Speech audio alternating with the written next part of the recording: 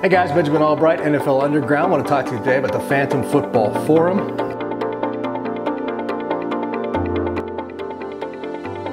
Designed to give you greater access to me. You get the latest intel, insider information, rumors, news, notes, injury information, Vegas lines, fantasy football, power rankings. Watch football games live with me. Fantom Football Forum. Only $1 for your first month if you sign up today. Facebook.com/WatchFantom. Link right here. Come join us today.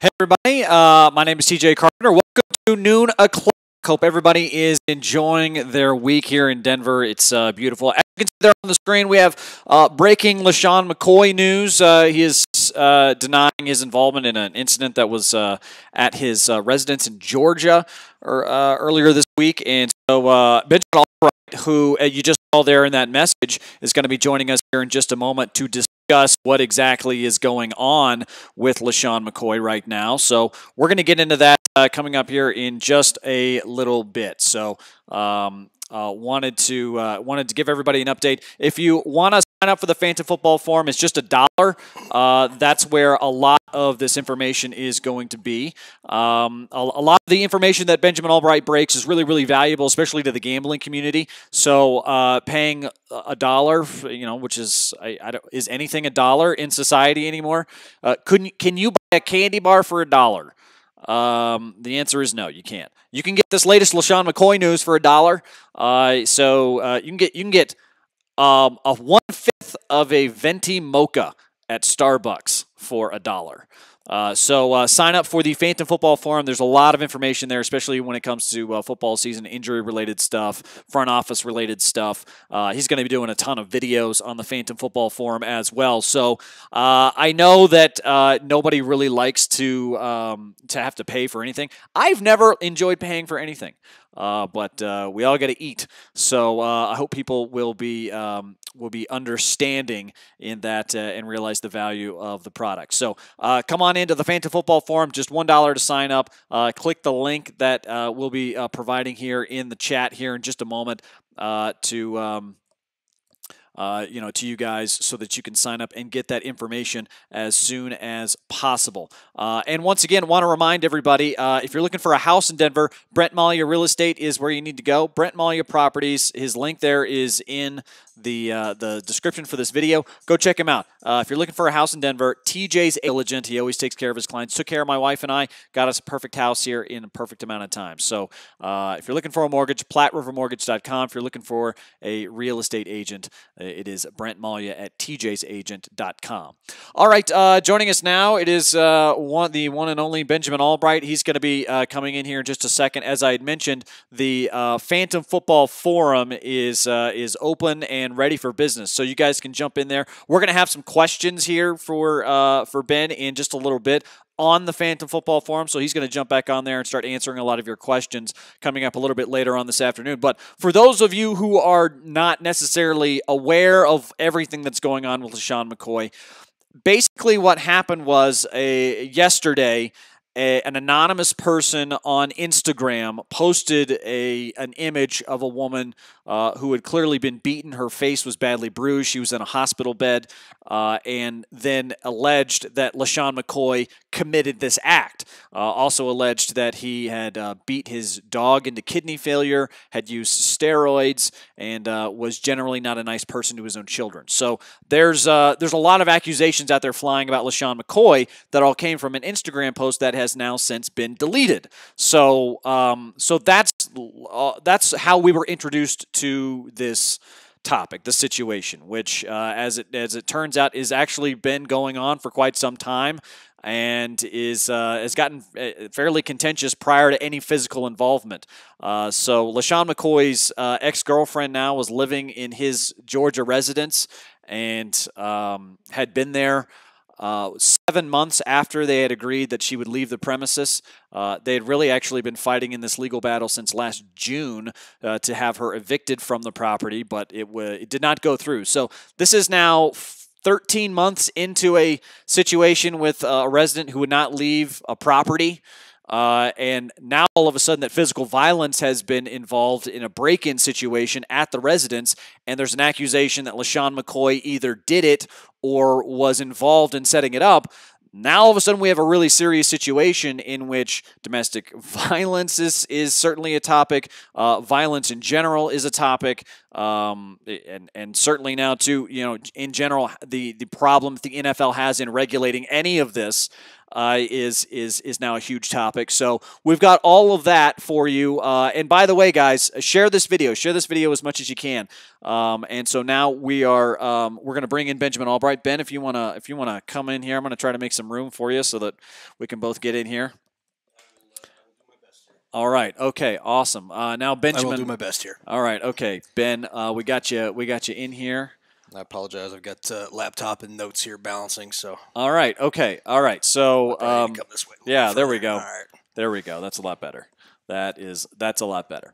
All right, Ben. So I don't really know where to start with this, but you have some breaking news that we had shared on the Fantom Football Forum, and we encourage people to go there for news. You're going to get it a lot sooner, and also too, this isn't just about serious news-related stuff like this instance. It's also a lot about trades, and it's about injury reports, and it's about front office politics. A lot of the stuff that determines how people bet and spend money on Sundays. So there's a lot of value that comes with this product. But this is an ample opportunity to provide some insight into what has become a really hairy situation. This is an extremely complicated situation. Let's just stick right now to the situation at hand. This is where do you want to start? Do you want to start with the Instagram post? Where would you like to start with this topic? Well, yeah, let's start with that. And in fact, let me just lay out a timeline. I'll just lay out a timeline for you, and we'll go from there. The facts as we know them are this: LeSean McCoy and Delcia Corden began their relationship in the fall of 2016. Last summer, Corden accused McCoy of cheating on her with an escort and also having a small genitalia in a since deleted social media post. Screenshots of that do exist. You can find them all over the place on the internet, but they are deleted on her main account. According to court documents, McCoy filed a notice of eviction on the 3rd of July 2017. In the filing, he stated he would allow Corden to live rent-free at the residence for 5 months. Sometime after that, but before the start of the season, they reconciled. Several social media posts from both report them both being in a relationship during the season last season. Yep. Obviously, so they did it. On May 28th of this year, this is where this really starts to take off. May 28th of this year, per court documents, McCoy gifted Corden some expensive jewelry. They talked about marriage, some other things in there, things like that. 3 days later, on June 1, McCoy and Corden have a conversation, which McCoy tells Corden he's going to meet her in Virginia for her sister's graduation. Corden goes ahead and says out. McCoy never shows. He was in New York the entire time during that. On the 1st of June, he sent friends, family, and members of his entourage to that home and began to remove her furniture and belongings. Yeah. Now, because of the security system they had previously installed, alerts go to Corden's phone. So she got a security alert, picked it up, and live streamed people moving her couch out into the front yard. Yeah. And at that point in time, she called police, who put a stop to them moving any of the furniture out and set up a court date. And at that point in time, McCoy, having been tipped off that the security system had tipped her off, had it removed, a new system installed, and did not give Corden any of the information to be able to check it online, the codes to turn it off, any of that kind of stuff. Yeah. She eventually disabled that as well.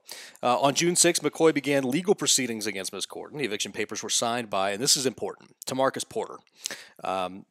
Porter is not a lawyer, has no legal training of any kind, and is a former teammate from the University of Pittsburgh of LeSean McCoy's. Okay. All right. Of note, Porter was one of the 4 gentlemen present at the altercation last year, 2 years ago, in a Philadelphia bar where McCoy and 3 others assaulted 3 off-duty police officers, one of which required 8 stitches above his eye. Right. No formal legal charges were brought up on that. However, they were sued and settled in civil court. Okay, so he has some past issues in terms of the law. Without even getting into that, he does have some past issues with all that. I don't want to get too much into that because I try to treat each every situation's different as it is, but that had happened. So he began those, and those were signed by Porter, which again, very important.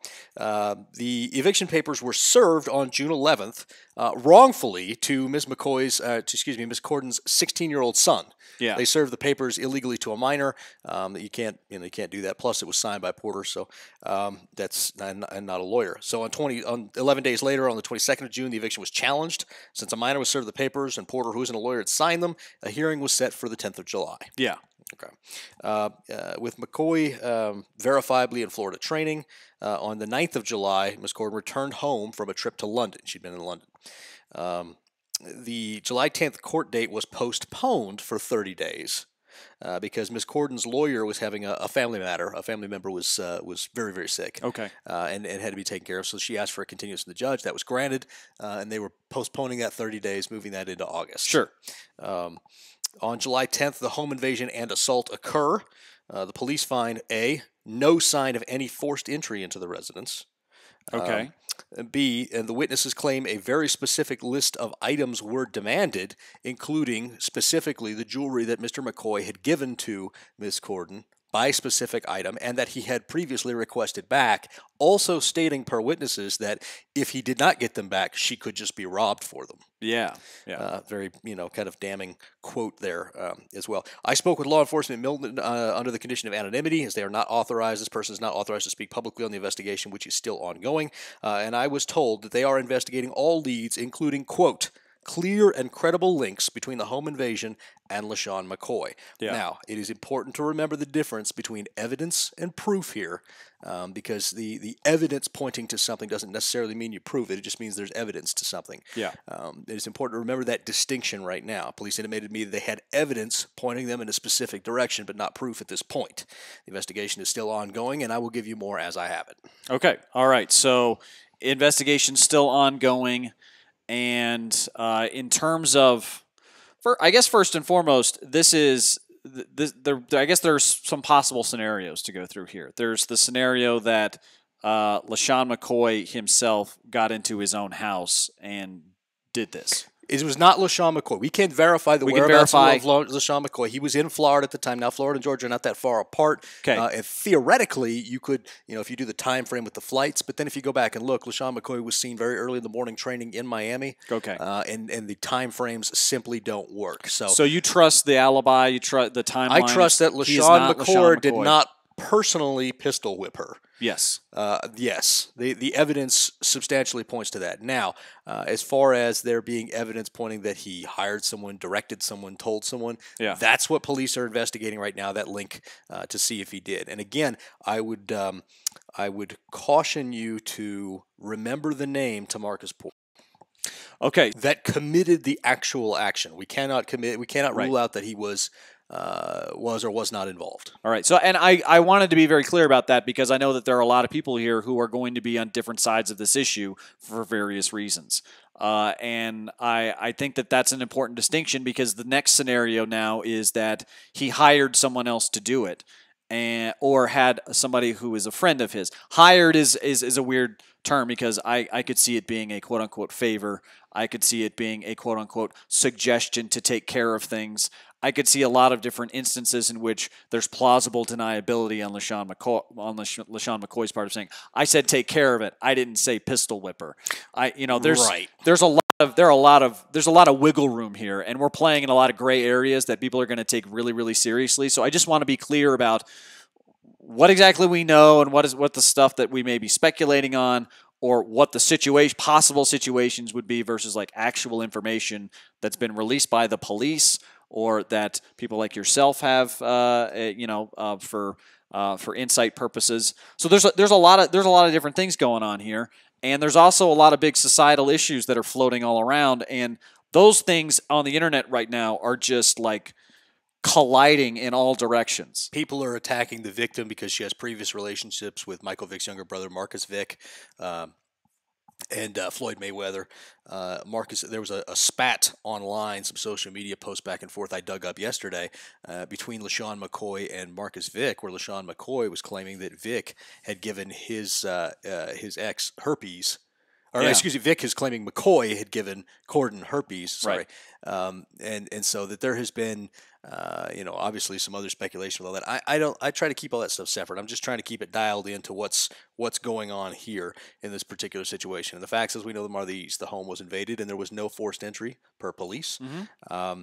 The perpetrator demanded specific items and had an intimate knowledge of the jewelry that she owned. Yep. And once again, LeSean McCoy was verifiably in Miami at the time. So we know that he physically was not the intruder. However, we do not know whether or not he was involved in either ordering it, orchestrating it, or whatever else.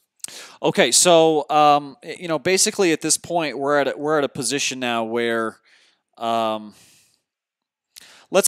so before we get into the actual thing that happened, because that's where everybody right now, we're trying to wait on information and find out whether or not LeSean McCoy was involved and at what level.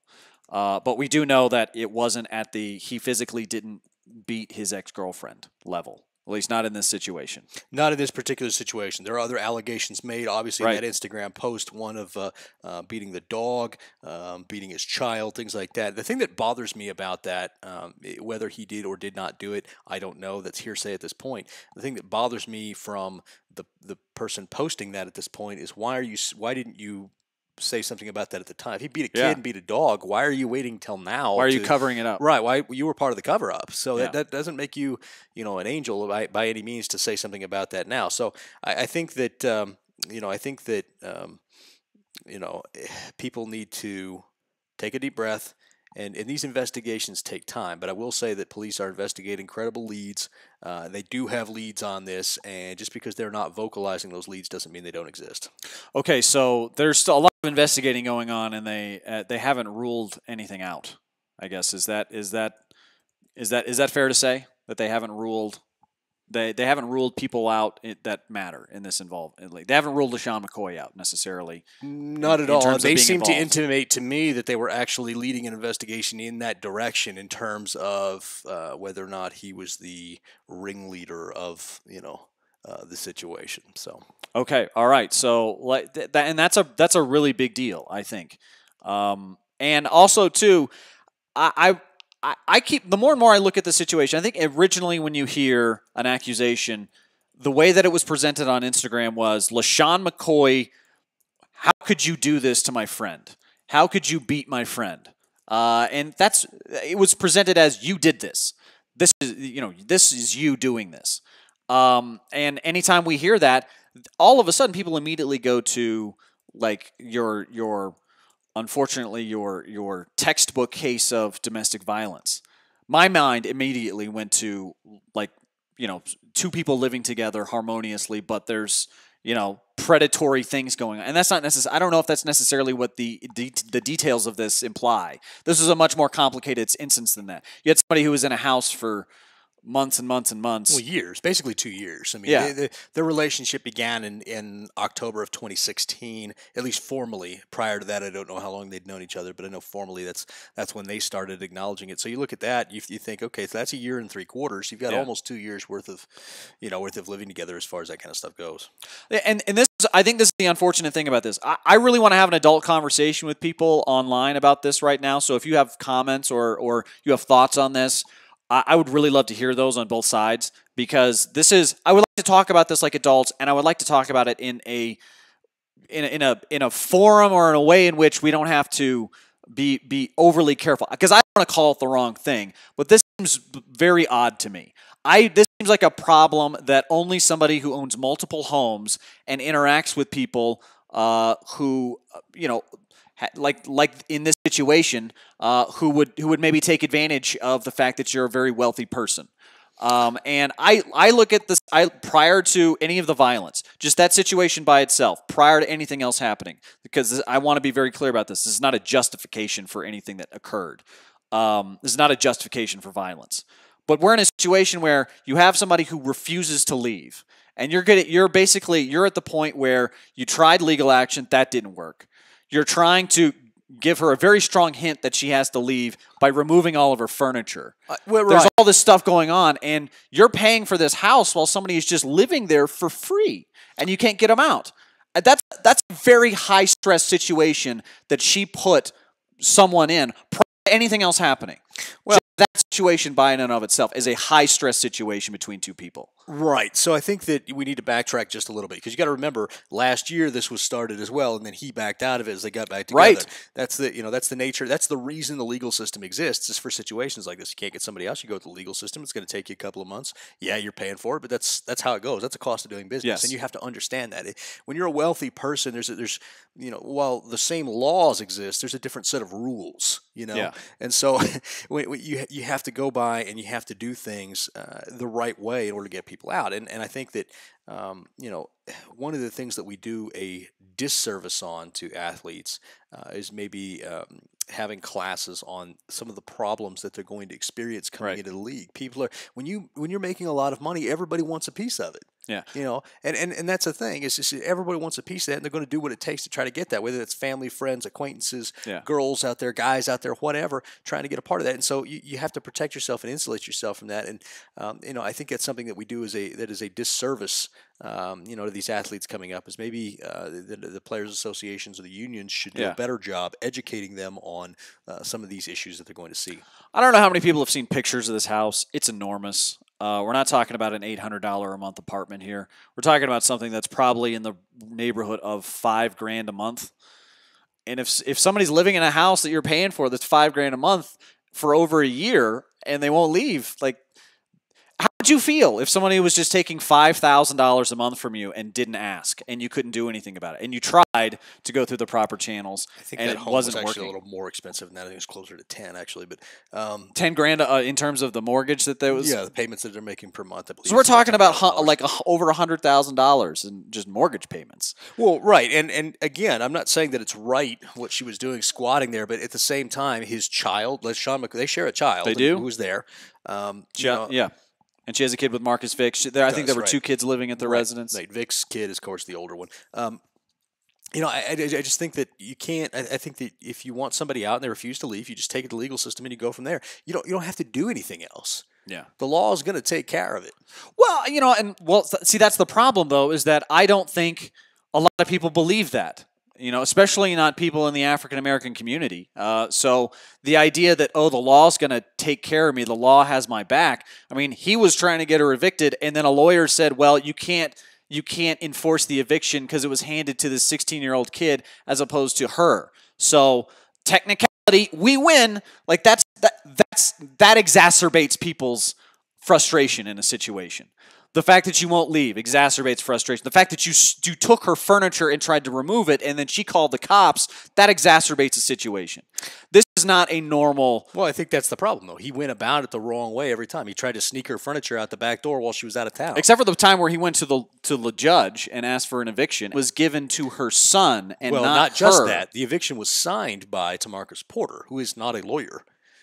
Who's not a lawyer. Right. So the eviction paper that they sent were just signed by nobody, just some guy, and then handed over as if they were official documents. Yeah. You're an NFL player. You can afford a lawyer to get the eviction stuff together, and the lawyer would have done it right. Lawyer would have made sure that the paperwork was right, and then would have made sure that it was served by a law enforcement official, that he wasn't going to give them to leave it with a kid. Everybody knows that. Yeah. Everybody knows you can't serve it to, serve the paper to who they belong to. So I think that, there's, if LeSean McCoy had just done what was right in the first place instead of trying to get over, and it appears like, based on all the evidence, he's been trying to get over on this situation for a while, he probably would have had the situation dealt with and taken care of.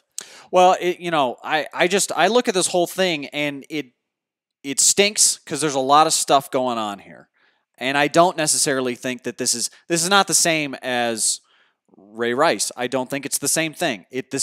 I've never heard of a situation like this where I don't think the vast majority of people watching right now even know how to relate to the idea that somebody is stealing 10 grand from them a month and that they just have to take it.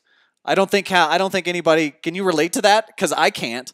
I think if you're LeSean McCoy and you're smart, you hire a good lawyer who's saying, well, we'll count that against the child support that I probably owe the kid. We'll deduct it from that. We'll deduct this on the balance sheet and make it all work out. But somebody's saying that she isn't the son's mother. Is that I don't know the accuracy his son's of that. mother.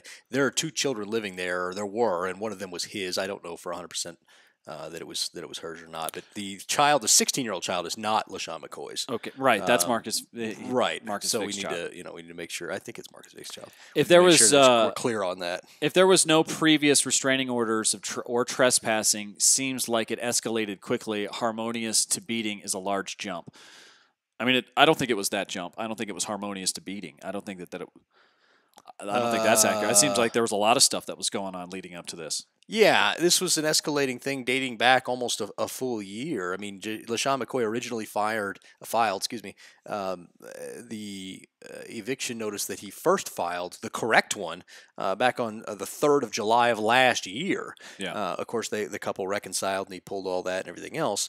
But he tried to do it right the first time, and then I don't understand why he didn't go back and do that the second time. I mean, to me, that's the head scratcher. Is just do things the right way, and then you don't have to worry about it.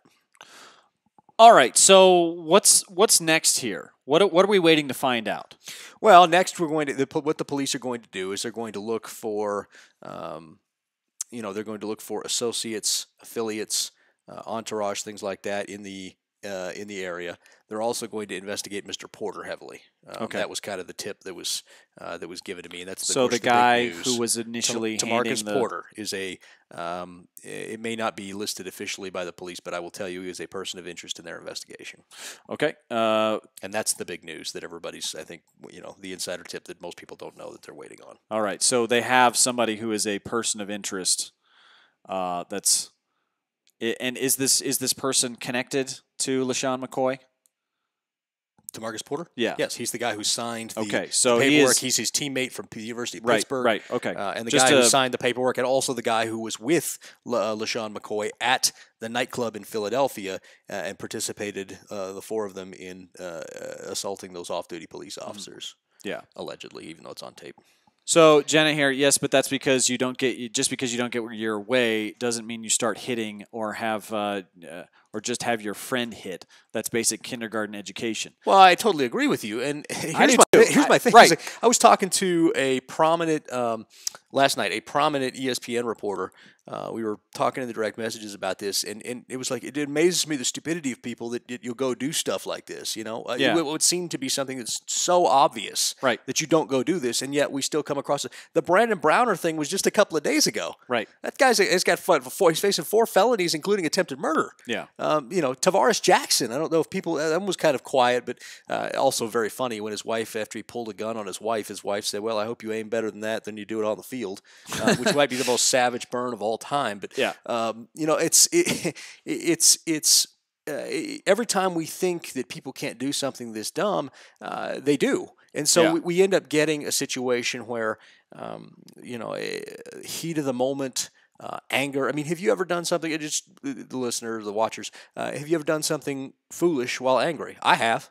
We all have. You know, when you get angry, you know, your brain, the mechanism, your decision-making matrix just does not work the same way it should. And so, you know, I think people make mistakes out of anger.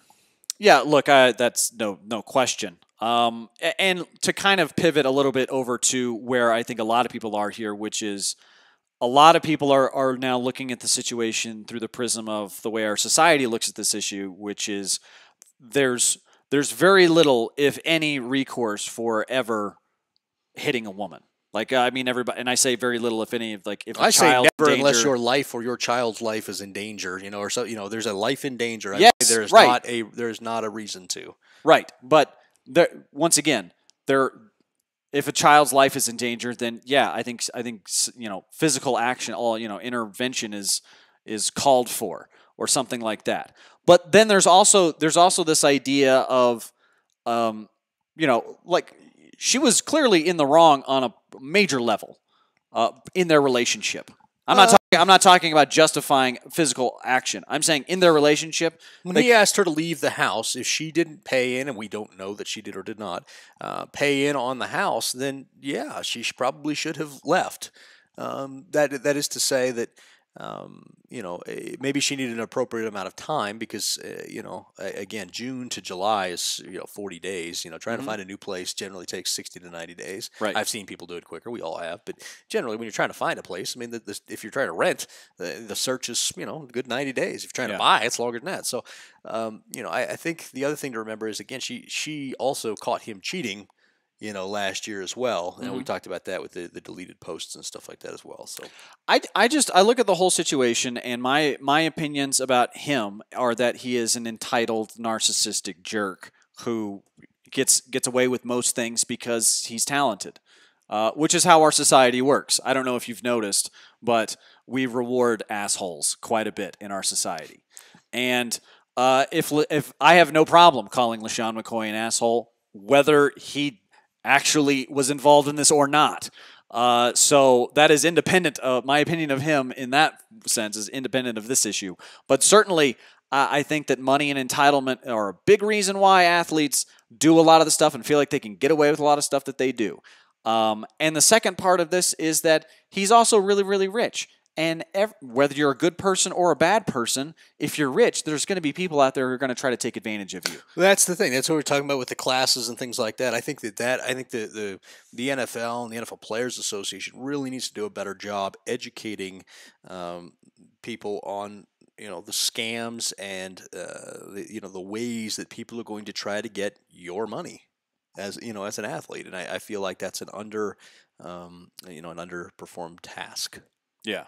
And I look at that and I wonder, this was clearly somebody, if there's a lot of motivation for people to do a lot of crazy stuff when that much money is involved, or when somebody's house is involved, when $1 million property is involved. Those kinds of things matter. I mean, money matters to a lot of people. People wanted to kill Bernie Madoff.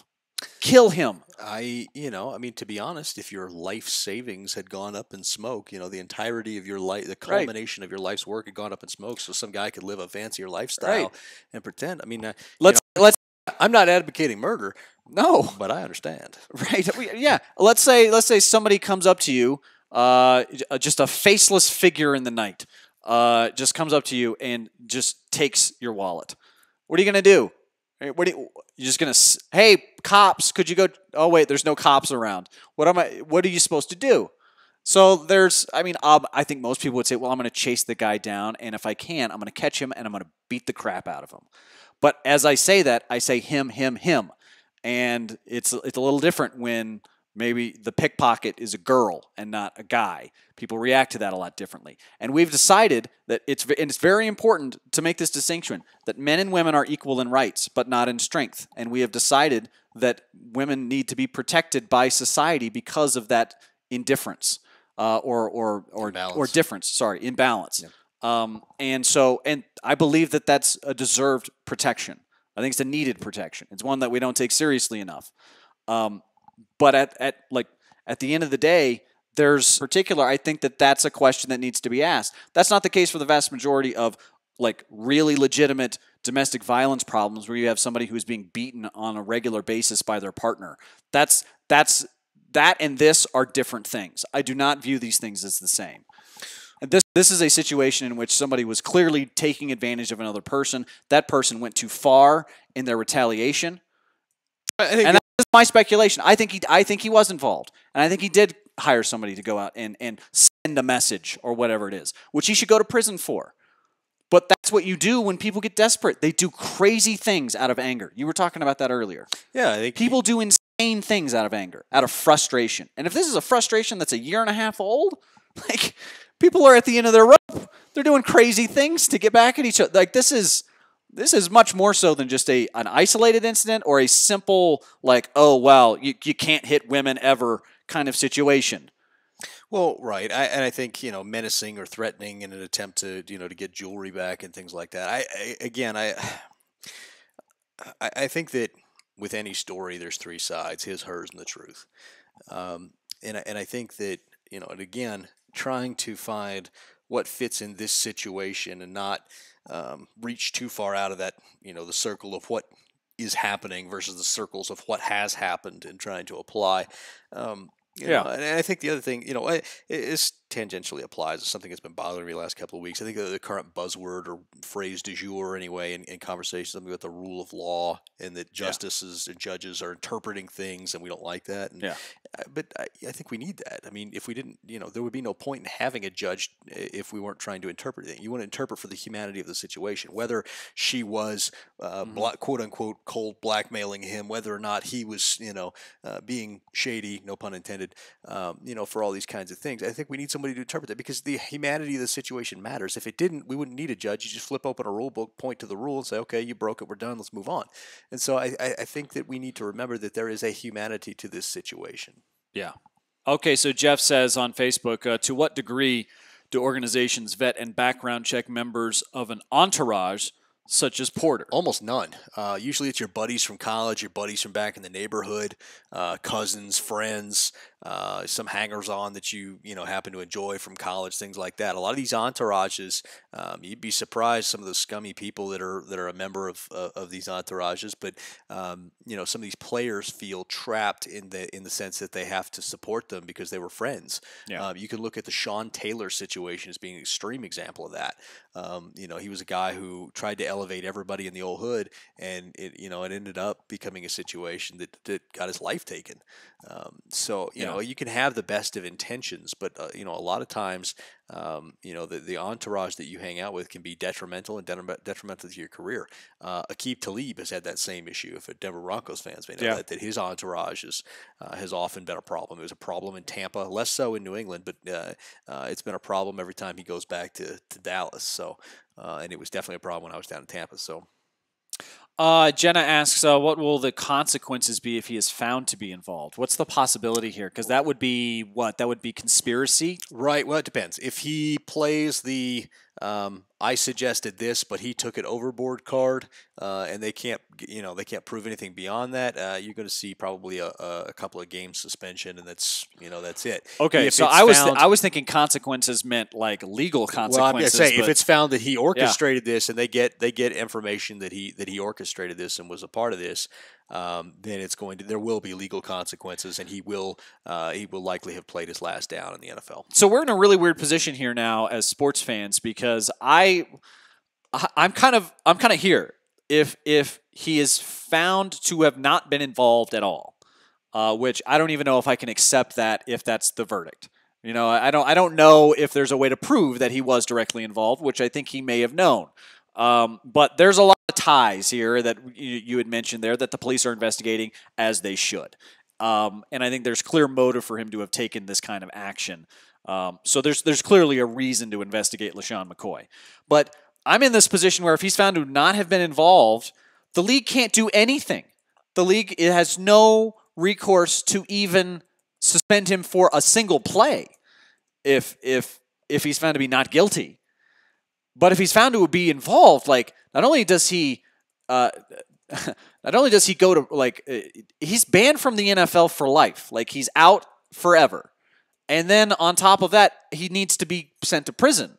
Like that's where I'm at with this whole thing. It's like, if you're innocent, you're really innocent. And if you're guilty, you're super guilty. That's kind of where I'm at with this whole thing. I don't know if there's a middle ground. I don't know if there's some sort of plea bargain where it's like, okay, well, if you admit it and then agree to pay for the rest of her life, then you can get a 6-game suspension and then continue to play football. That's not an acceptable middle ground for me. I don't like that world where that's a possibility, but I think that that's on some level a possibility.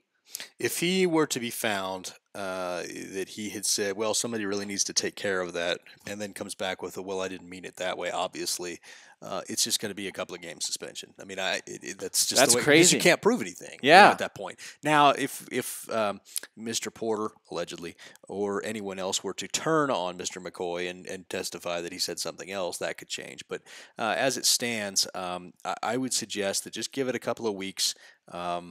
They have some very, very what I would term good leads at this point, and continue to keep the name DeMarcus Porter. That's Is it Tomarcus? Yeah. Continue to keep that name in the back of your mind. Well, I guess now that we're on the subject, what do the Bills do here? Do they say you're not allowed in the facility until we have an answer to this? Or security guy reaching out and trying to acquire information and go back and forth as far as that goes. Law enforcement has been reticent to share information with the league lately over the last couple of years because those guys turn around and share it with the team in an effort to get a better legal defense. And it has stymied at times investigations into players for certain things. The team is just kind of doing its best. They're trying to make sure that they've got all the information that they can get, and they're trying to do the best they can, but they're really contingent on waiting for law enforcement to complete their investigation. And like I said, there is evidence here to point to a specific direction. They are investigating that evidence. There is not proof yet, and I would suggest that this investigation probably won't take that long, couple of weeks tops. We have a couple of suggestions that the Bills should drop him right now. That it's just. We don't want any part of this. Just get rid of him. Well, again, I don't think that doing that is the right thing. I think that you need to wait till the investigation is played out. What if it's found that, and I'm going to do a complete hypothetical here, what if it's found that Porter acted of his own accord? Thinking that it would benefit LeSean, if he came in and did that. What if that's found to be the case? Well, then you dropped a player that ultimately didn't. We don't know that. I will tell you that I know from his time in Philadelphia that the bartenders and waiters and waitresses there hate him. He's cheap, didn't tip. Always demanded preferential treatment. Hey, I will tell you that law enforcement in Philadelphia doesn't like him. The altercation that he got into, they claim that he and his entourage were incredibly dishonest after the fact. Yeah. There's even videotape of the fight with them, and their statements don't match. I will tell you that there are several links to other things that make the accuser's side seem very credible. But all we have is evidence and not proof, and it's important to remember that distinction. Yeah, evidence is not proof. I think that's a very, very important distinction. They've got some pieces that they've put together, but they don't have exact proof that they know this is what happened, this is what went down, here's the chain from this action to this person. That has not been established. So if anybody out there is a defender of LeSean McCoy today, and I can certainly understand that perspective because, I mean, they know he didn't physically do it himself, which, at the very least creates a layer of gray area between he did it and he didn't do it. And it's probably somewhere in that gray area. So, that's what's so frustrating about these situations is that for sure the NFL cannot wade into these waters. I think that have they learned their lesson from the Ray Rice and every type of domestic abuse or the Jameis Winston stuff? But see, I don't think so because those things keep occurring. Those situations keep occurring on the NFL side with this. It's the situation. I think the NFL needs to get out of its own way. Nikki says, if he planned it, the consequences are even worse. Look at Manson. No, it's not that, but it is. With Charles Manson? Yeah. Woo, that is a leap. But I will say her point is conspiracy and the penalty that comes along with involving others in your yeah, crime. I think RICO statutes will be able to tie all that stuff together. All I'm going to say is this again. I've given you a name to keep at the top of your head there. I'm trying to lay out some breadcrumbs here because I can say certain things in a certain way, and I can't say certain things for legal reasons. So what I'm trying to do is position you to put you in the best track to understand what I understand without me putting something publicly out there that could get me sued before it happens. Right. Okay, so want to remind everybody to sign up for the Fantom Football Forum. This was a really good conversation. I'm glad that you had time to come on by. I know today is super busy for you. And I just want to remind everybody that the Fantom Football Forum is not just for breaking news like this and serious stuff, serious news stories. Ben is an information broker when it comes to injuries, when it comes to front office politics, when it comes to your gambling purposes. Nobody else gets access to it. Go to the Fantom Football Forum. Benjamin Albright's going to be on there all the time doing exclusive videos, breaking news sooner for you, hours before it's broken anywhere else. And you're going to have insider act. It's going to be like you're a part of those conversations that you get to be a part of so often with insiders around the league. So it's a really awesome service. We have the perfect person for it. Really excited about it. So I'm happy that we're debuting it finally. But certainly, if there are any developments that you hear on this story, they're going to be in the Fantom Football Forum first. So if you want to get in on that information, you need to subscribe to the Fantom Football Forum as soon as possible. Okay, all right. Well, that's going to do it for us. Want to remind everybody once again too, if you're looking for a home in Denver, go to tjsagent.com. Brent Malia with Coldwell Banker. He is looking for your perfect house. He knows the market before.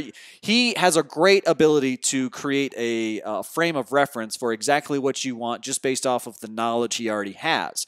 And he continues to search for the house that you want even after that. So not only is he going to get you the house that you want at the right price, he's going to get you the house that you want at the perfect house. That's what we got. My wife's a pretty picky person. You've met my wife. I've met your wife.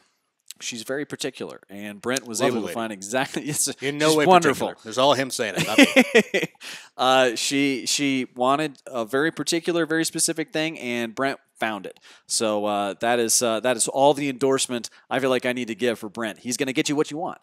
So go to tjsagent.com, hook up with him. Also, if you're looking for a mortgage, PlatteRiverMortgage.com. Sean Sedita helped us out with our mortgage. Found a couple of glitches with our credit, got those fixed in a very timely fashion, and we didn't even know they were there. And he's like, hey, did you realize this, this, and this? And he's like, okay, well, I can fix that, no problem. And then we fixed it, got the best possible rate. He can get the best possible rate for you as well. So if you're looking for a house, tjsagent.com, and if you're looking for a mortgage, buying, selling, refinancing, what have you, go to PlatteRiverMortgage.com. This has been Noon O'Clock. I want to thank Benjamin Albright for joining us today. I want to thank all of you for watching. We go Monday through Friday, noon o'clock Mountain Time right here in Denver for Fantom. Later, y'all.